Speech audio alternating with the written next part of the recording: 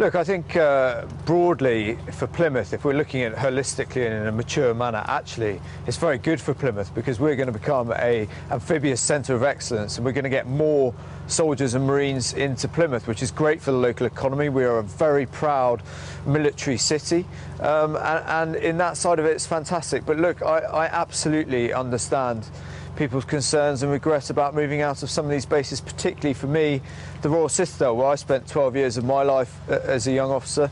I think it's an iconic building. It's a bit of a legendary place, really. And yeah, look, of course it is tinged with immense sadness that we'll be moving out of there. There are something like 460 military personnel based in the Citadel at the moment.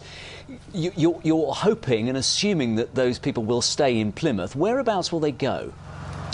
Well, I've actually written to Mark Lancaster and to Michael Fallon about this, and I've been assured that they will be retained, or the intention is to retain them within the Plymouth area. And indeed, in the speech yesterday that Sir Michael gave, he talked about making Plymouth a centre of excellence for amphibious warfare. So I would be extremely surprised and disappointed if they're not kept within the Plymouth area. That is what I've been asking for since day one.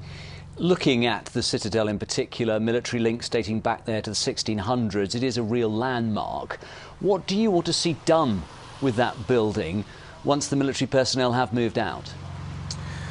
Well, I think we've seen some real successes in buildings like that. You've only got to look at the Royal William Yard, which I think has done some brilliant things for Plymouth. But I do want to see it retained for Plymouth and accessible for all Plymouths. It's an iconic building. It's the mainstay of the foreshore in Plymouth.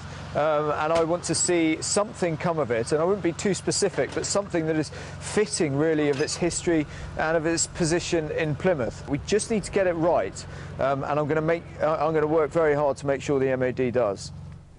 When you say you want it kept for Plymouths, are you saying here and now that you don't want to see it sold off to the private sector? No, I'm not saying that at all, because you can see how that has worked pretty well down at Royal William Yard. But I'm not naive to the fact that not everyone goes to Royal William Yard, and that some people may find it a bit exclusive. We need to cater to everybody across Plymouth, and I want to see it retained so that you know, all Plymouths across the city can go and use it. We just need to be very careful, not rush into anything, and make sure we get it right, as you know, and deliver it in line with everything else we're trying to do in Plymouth. Johnny Mercer, thank you very much indeed.